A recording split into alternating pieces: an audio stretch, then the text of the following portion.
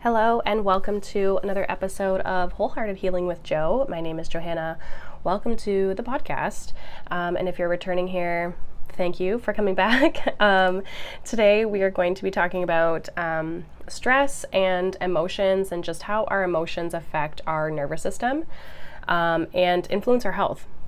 So I don't know what the title of this is going to be, so that's why I didn't say it.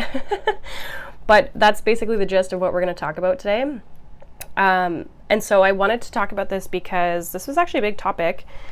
I know it's been a couple weeks since I have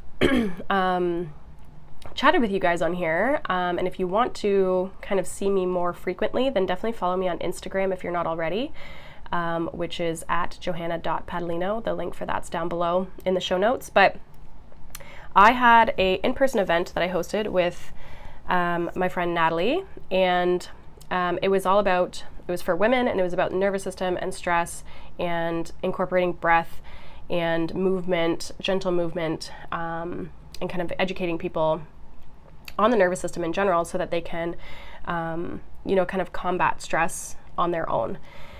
And this has kind of been the focus a lot of in my personal life, but also in a lot of the work that I do with my clients, whether that's in my clinic or online or virtually or in my events that I've been hosting. So the stress piece is huge, and one piece that we don't always talk about or that people don't always mention when it comes to nervous system stuff is like how our emotions are affecting us. And our emotions, they do get trapped in our body. And so there's kind of an interesting definition, I guess, in the sense where if you actually look up in the medical dictionary what an emotion is, it says that it's an intense or painful psychological reaction that powerfully affects numerous organs. So it's known that our emotions and the things that we feel do influence us on a physical level. It's just that it's hard to sometimes prove that. There's actually a book that I have been wanting to dive in. I've kind of dove in a little bit to it, but I haven't read it in full. But it's called, I forget what it's called. I think it's called Molecules of Emotion or something like that. But it literally talks about how our emotions get stuck onto the molecules in our body. So I definitely want to pick that up again because it probably has wonderful information in it. I know I liked it when I was first reading it. It's just a little heavy. But yeah, so our emotions literally are felt in our body. And I mean, if you think about it, we have literal visceral reactions. Like you're like, oh, I got a gut feeling, or, oh, it's just like, I can feel it in my gut kind of thing. Like that's like a literal, people say that in a literal sense, right? And so what happens is like our brain perceives the event, and then it kind of, in order for us to maintain our mental health, it has to kind of like push it down into the body, and it can push it down really anywhere in the body. Our emotions can get stuck in different spots. If you talk to like a fascial person, it'll be different than like an osteopath, for example, or a traditional Chinese medicine person, or and there's different interpretations. For example, I've heard like if your right hip has like a trapped emotion, it can mean, or like it's just your hips in general, it's like you have a hard time like moving forward in life. But in my world, with the osteopathic sense, we talk about it with regards to organs, which is similar to traditional Chinese medicine. And so certain organs have certain emotions. I actually had a client, so for example here, the liver is related to anger, resentment, frustration, bitterness, and kind of the gallbladder goes in with that a little bit too. And I actually had a client, and she has like high liver count, like just like when she got things tested with their doctor. But she's like, I don't smoke, I don't drink, I don't, like, maybe I could improve my diet, but like, I don't have all the markers that would like indicate me for having like fatty liver kind of thing, right? And so she's not in an extreme space, but she's just at this space that, it could be improved upon. And she as we were talking, she then mentioned how frustrated she was and how resentful she was towards, her personal life, like people in her personal life, of just the things that she has to manage and do all these things, and then like it's taking time away from her and what she wants to do and the things that she has to get done. And so it was interesting because I was like, oh, that's so fascinating that you literally mentioned, she literally said the words anger and resentment. And I'm like, that is your liver, girl. Like, so these things do actually show up. And what's interesting in my practice is that, like, literally there's a correlation a lot of times between what people are saying and then like the things that they're experiencing from a symptom perspective, and also what I'm finding when I'm in treatment with them or just having a conversation with them. And so just by her having that awareness, she was able then to go and process those things, right? It's obviously, it takes some time, right, to kind of process those things, especially when they're deeply rooted, or things that we've experienced time and time again, or they're still present in our life, right? Those things take time to process. But, when we can become aware of them, at least, that's that first step of realizing like, okay, there's something I need to look at here. So our emotions literally can get trapped in our body. And something that I actually learned about from Natalie when I was working with her to create our event, which, if you're listening to this and you've been to one of our events, even if you haven't, there's something special and exciting coming announcement-wise, just a little heads up. But what I learned from her was that when we experience an emotion, it should only last about 90 seconds. So we should be able to experience the emotion, process it, and then let it go within 90 seconds. And if it lasts longer than that, it's because you've tightened up your body and held your breath and trapped that emotion, or because you've created a story around that emotion itself. And I mean, it makes sense, right? Because if we think of like, sometimes we experience something, you're like, why can't I let this go, right? Like, why is this still in my brain? Why am I still bothered by it, right? And a lot of times it's because it's just we're holding on to it, and we can actually utilize our body and our breath and our thoughts even to just like change and shift it. But we have to first become aware of this rather than making it like our chronic state of being.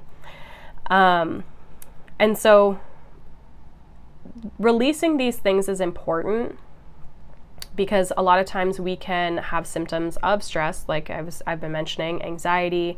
We can have like sleep issues, or we can, this is like what indicates or like shows us what our habits are, right? Like why we do things. It can lead to disease if we keep these things like held in our body for long periods of time. But we do have to process these things and become aware of them and recognize that like we're in this loop. Now,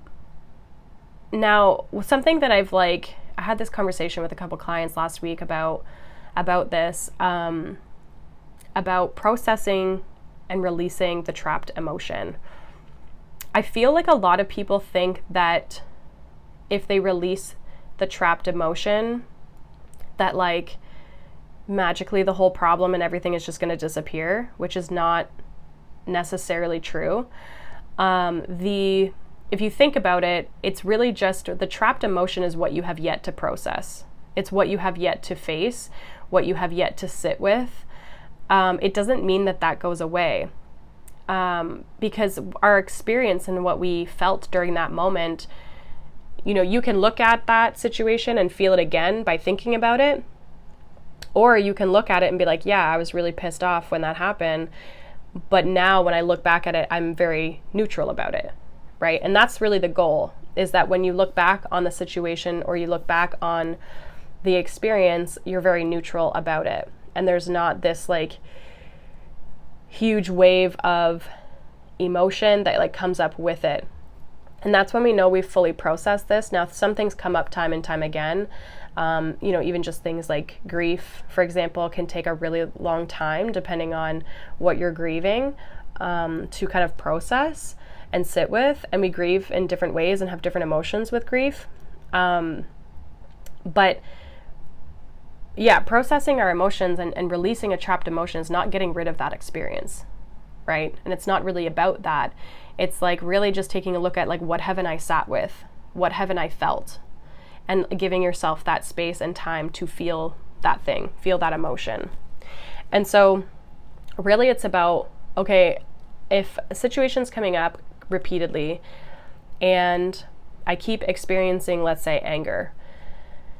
Well, if I just keep being like, you know what, I can't look at this, I'm just gonna be pissed off for the rest of my day, and I'm just gonna keep doing things, and I'm just gonna power through, but I'm not gonna like actually sit with like why it's bothering me or why it's making me angry. You know, that's the part that a lot of people are missing, is that they go like, okay, I'll look at this later basically, and I'm gonna ignore this, I'm gonna move on because I got other things I gotta do, because we live in such a fast-paced world and trying to keep up with things and life and kids and all that kind of stuff, and that we never go back to it. Right? We never really sit with it and give ourselves time to just even think about it, right? Just like contemplate it or think about it or journal on it or get the emotion out, right? By like screaming or like smashing a pillow or, right? Like however you need to do it with regards to the emotion that you have. Like sometimes you just need to cry, you know? Sometimes you just gotta let it out. But it's kind of frowned upon for us to like let our emotions out from a society perspective, right? And so I think in some ways it's like important for us to, if we feel like we can't deal with it in that moment or we can't process it in that moment, that we come back to it, right? Schedule like an appointment with yourself and come back to that emotion, or you know, set up things in your life like breath work and those sorts of things, meditations, or learn different styles of things so that you can give yourself space in a different way to kind of feel it, right? Because when we hold on to these emotions, these things can obviously present in disease, and it's like the longer you hold on to it, like the worse it gets, kind of thing, right? And it becomes our personality. It affects our image, our physical image, our body, right? How our body functions, which then also continues to affect our mood and our outlook on life and all these things, right? Like you just become trapped in this kind of like vicious cycle of like everything influencing each other, all because of this emotion. And so processing your emotions is huge. And this is one of the things that I work through with clients in my Mindful Woman program, because again, part of the emotion is like affecting the state of your nervous system. And nervous system state is huge because it is, depending on what state you're in, determines whether you're capable of healing and regulating, right? And so when we're trying to work through physical ailments of some sort, right, some sort of health challenges, the nervous system has to be balanced. It has to be able to balance. It has to be able to regulate. You have to be able to get into your rest and digest state so that you can heal from those things. And then we can add some other stuff into it to support that. But if your emotions are constantly coming up and dysregulating you, then you're going to be doing nervous system stuff forever, you know? Eventually we want to get to a point where our nervous system is balancing on its own, because it naturally should be able to. Now, depending on your lifestyle, you might have to still incorporate, like if you live still very fast paced and want to do all these things, you might still have to, incorporate some of these tools more frequently. But ultimately, if we can process how we feel about certain things and handle our emotions and learn to handle them and process them, then we don't have to do as much regulation work as well. So that's a big thing, and that's why a lot, like my Mindful Woman program does focus around the nervous system and emotions and like just the basics of things, getting those situated, and then I'll give you, exercises and things you can do for like your shoulder pain or your this or your that. But we have to first have those solid foundations first. And so for those of you who don't know, my Mindful Woman program is a 3-month online program. And so you have 3 months or 12 weeks with me. You have an initial call where we go through a bit of an assessment, physical and kind of talk assessment. And then we have weekly calls with the group. It's a very small, intimate group. And then you have like one-on-one ability to talk with me throughout the week, Monday to Friday, during kind of like office hours, to ask me any questions or personal things or things that are coming up on the daily for you. to kind of just like support you along your journey. So it's very much a one-on-one journey. It's just that our calls are a group and together. And so you get this like individualized approach to the program. And then you also get the access to the back end of the curriculum to like just learn a little bit more about your nervous system. And then there's tools and exercises you can utilize in there as well to help you throughout your journey, so that you can like, again, regulate your nervous system and kind of ground yourself and just create a strong foundation for yourself, for your health, your physical, mental, and emotional health. So that's kind of it in a nutshell, but it is a 3-month program. If you're interested in that, you can reach out to me on Instagram, or reach out to me on Instagram is probably the easiest. So yeah, emotions are super important, and they do influence our health, and like you can see it, right? Like if you look at someone who's like, let's say, miserable in your life, and they're very much in like victim mentality, and they have a really hard time, even you can even think of yourself, like when you're in a victim mode, right? Because we all do it. Like just think of how like shitty you feel in the moment, right? And some people live their entire life like that. And so you're like, there's no way I'm making good choices food-wise for me. There's no way I'm like not smoking or not drinking alcohol or, you know, some sort of substance. There's no way, or even food, right? There's no way I'm like not sitting on the couch like a blob, right? When you feel that way. And so again, there's like that vicious cycle piece of, you know, when we're in one state and we're in it chronically, it really starts to influence us day to day, and then it really shifts the result of how our health, kind of the outcome of our health really is. So when it comes to emotions, really processing them can be things like, again, I mentioned journaling. You can do breath work. You can exercise. So like, I don't know if you guys have ever heard this, but like emotion is energy in motion. So like, how can you emote it? So exercise is good, whether it's gentle, like it could be going for a walk, but it could also be a really hard workout. Yoga is really good for it as well. You can like scream, you can laugh, you can cry, you can throw a pillow, you can punch a pillow, right? Depending on the emotion you're feeling. As well, you can just like sit with yourself in reflection, like in silence or stillness, and just kind of like ask yourself, how am I feeling right now? And just give yourself time to see what comes up for you. And then ask yourself, what do I need? Right? Because a lot of times that's what happens with our emotions, is like some aspect of our needs aren't being met in that moment. And that's why we feel a certain way. Right? Especially when it's a negative emotion. There's something that we feel we needed in that moment and we didn't get, right? And so reflecting on that could be important, because then you can give yourself what you need, and that helps shift your energy. And so that's a really important piece when it comes to it. But really being aware, and even just knowing how you're feeling in the beginning, is the first step to understanding, oh, I've got some shit I got to process, right? I've got some emotions that are coming up that I'm maybe not necessarily dealing with. So again, being aware of those are super important. So that's pretty much what I wanted to say about it. I mean, emotions are kind of one of those things where like when you talk about it, it's kind of like really basic, but then like on a one-on-one basis, it can get a little more deep and a little bit more specific depending on how you're living your life and what you're kind of going through. So for those of you, obviously, again, my Mindful Woman program, there are some spots available right now.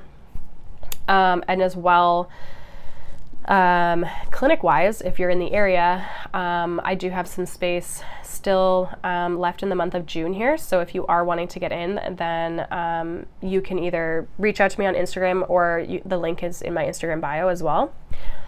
But yeah, just shoot me a message, basically, if you're wondering how you can work with me. And then I do have some exciting things that are going to be coming in the next couple weeks. A couple fun announcements. So definitely keep an eye out for those things. Again, Instagram's probably the best and fastest and easiest way to get a hold of me. And so if you're not following me on there, then I highly suggest you do so.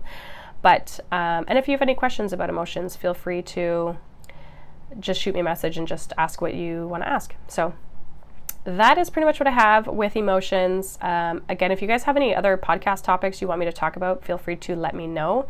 I've got a couple ideas, so yeah, we'll kind of see. We'll see what I come up with. We'll see what I want to do next, and hopefully it won't be so long of a wait before my next podcast episode is out. I would like to be more consistent with these. I just need to basically I just need to get my shit together, but life takes over, right? So anyways, I hope you guys have a wonderful day. Thank you so much for being here. Thank you so much for watching, listening, and following along with my journey, and I hope this was valuable for you in some way or some shape or form. And I hope to see you soon or hear from you soon. Again, you can follow me on Instagram. That's in the show notes. And I'll see you in the next podcast episode. Bye.